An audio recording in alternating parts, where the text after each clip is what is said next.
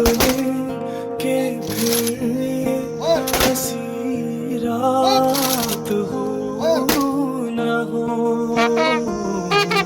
शायद फिर इस जन्म मुलाकात हो न हो। एक गीत है, लग जा गले फिर जे हंसी रात हो ना हो, शायद इस जन्म में फिर मुलाकात हो ना हो। पहले तो आप ये गाना सुने, और इस गीत को गा रहा है नायब सूबेदार सतपाल बिलोरिया।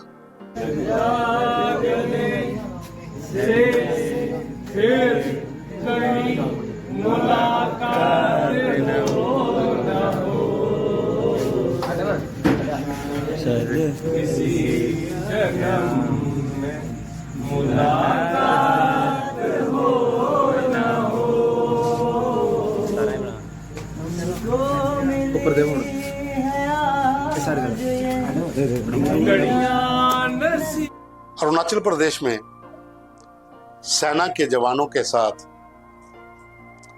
एक जवान का बर्थडे है और उसे सेलिब्रेट कर रहे हैं। सेलिब्रेट इस तरीके से किया जा रहा है कि केक कटा है, खाने पीने का सामान है, और साथ में जवानों की फरमाइश पर नायब सूबेदार सतपाल, जो प्लेटून कमांडर भी है, वो इस गीत को गाते हैं। और दूसरे दिन टीम जो है वो अरुणाचल बॉर्डर की पेट्रोलिंग के लिए निकलती है, और वहां पर गाड़ी गहरी खाई में गिर जाती है और नायब सूबेदार सतपाल बिलोरिया शहादत पा जाते हैं। दोस्तों, ये कहानी है जिंदगी और मौत का। कोई अगर आप फर्क निकालने पे चलोगे तो कुछ क्षणों की बात होती है, कुछ पलों की बात होती है। शहादतें तो होती हैं, जंग में भी होती हैं, आतंकियों से लड़ते हुए भी होती हैं, लेकिन हर शहादत अपने पीछे बहुत से पूर्ण विराम वाले क्वेश्चन मार्क भी छोड़ के जाती है। नायब सूबेदार सतपाल बिलोरिया कठुआ के रहने वाले थे, अरुणाचल प्रदेश में पोस्टेड थे। महज 42 ईयर एज, अपने पीछे पत्नी, परिवार के लोग, बच्चा, माँ बाप, सब भाई छोड़कर चले गए। कठुआ के ड्रिललैंड पार्क में तमाम सैन्य अधिकारी, सिविल अधिकारी पहुंचे और उन्हें अंतिम विदाई दी। अरुणाचल से शव उनका परसों शाम को पहुंचा था और कल उन्हें अंतिम विदाई दी गई। अरुणाचल प्रदेश में बहुत सी सीमा जो है वो चीन के साथ सटी हुई है। वहां पर अक्सर 1962, 71 जब भी कभी पाकिस्तान के साथ युद्ध हुआ हो तो वहां पर भी तनाव रहा है, क्योंकि दूसरी तरफ चीन है तो चीन विस्तारवादी नीति को फॉलो करता है। लैंड ग्रैबिंग उसका मुख्य धंधा है और वहां पर आए दिन फौज के साथ झड़पें होती रहती हैं।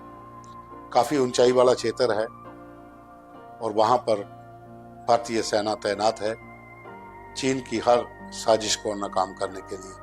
तो नायब सूबेदार सतपाल बिलोरिया वे भी वहां पर थे अपनी टीम के साथ, और वहां पर शहादत हो जाती है पेट्रोलिंग के दौरान।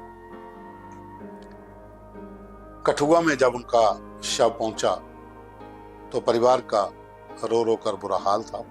तमाम शहर के लोग सब पहुंचे हुए थे, सेना अधिकारी, पुलिस अधिकारी, जिला आयुक्त कठुआ राकेश मिन्हास, सब अधिकारी पहुंचे और उन्हें अंतिम विदाई दी। परिवार के लोगों का ढांढस बंधाया। लेकिन हम बात कर रहे थे सतपाल बिलोरिया की कि कैसे एक दिन पहले जश्न मनाया जाता है बर्थडे का जो एक जवान का था, और दूसरे दिन पेट्रोलिंग ड्यूटी पर उनकी शहादत हो जाती है। ये वीडियो जो था ये उन्हीं की जो टीम थी, जो जवान थे, उनके मोबाइल पे किसी ने कैद किया था, और अंतिम संस्कार जब हुआ तो उसके बाद ये वीडियो भी परिवार के लोगों के पास पहुंचा, तो फिर ये वीडियो वायरल हुआ। ये दर्शाता है कि इंसान कितना लिमिट समय में उस पल को जीता है कि जिसका उसको अंदाजा भी नहीं होता कि जो मैं शब्द अभी कह रहा हूं वो दूसरे दिन शायद मेरे अंतिम शब्द ना हो। वो कहानी अंतिम बन जाती है जब इस तरह की कोई घटना हो जाती है। और मैंने जब ये वीडियो देखा तो मुझे लगा कि इस पर बात होनी चाहिए कि शायद फिर किसी जन्म में मुलाकात हो ना हो, और वो हंसी रात वही आखिरी रात थी जब वो दोस्तों के साथ खुद गा रहे हैं, बाकी दोस्तों के जो जवान हैं बटालियन के, प्लेटून के, वो बैठे हुए हैं।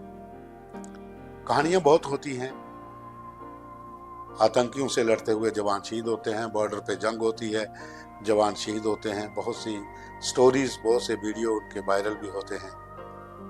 तो ये भी उन्हीं में से एक ऐसा वीडियो था जो वायरल हुआ। सब लोगों ने तब देखा, परिवार के लोगों ने देखा, तो उन्हें भी यकीन नहीं आया कि एक दिन पहले वो व्यक्ति जो अपनी टीम को लीड कर रहा था और वो वही गीत गा रहा है कि शायद अब मुलाकात हो ना हो, तो वो अंतिम शब्द जो थे रात के, जो एक पार्टी के थे, वो गाए जाते हैं और दूसरे दिन शहादत हो जाती है। शहादत को नमन हम भी करते हैं और किसी भी भारतीय को इसको नमन करना ही चाहिए।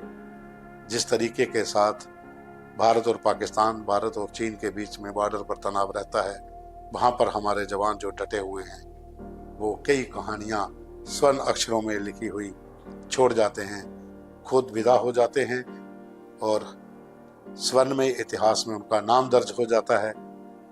वो स्टोरीज जो फौजियों की हैं वो ताउम्र अमर हो जाती हैं, और इस तरह के जब वाक़े होते हैं तो उन्हें लोगों तक पहुंचाना, जो प्रजातंत्र का एक चौथा स्तंभ है, वो हम जैसे लोग, उनका जो फर्ज बनता है कि इन कहानियों को लोगों तक लाया जाए।